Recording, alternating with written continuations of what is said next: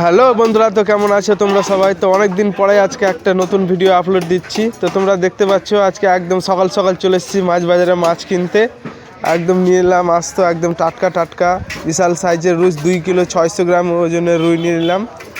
তো প্রত্যেক দিনই তো রুই মাছ কিনে নিয়ে গেলে কালিয়া খাই, আজকে একটু ইউনিক খাবো।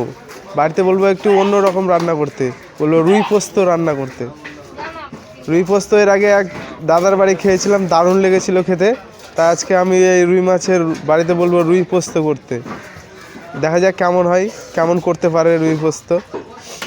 তো দেখছো দাদা কি সুন্দর করে মাছটা কেটে দিচ্ছে, দারুণ স্পিড আছে দাদার হাতে।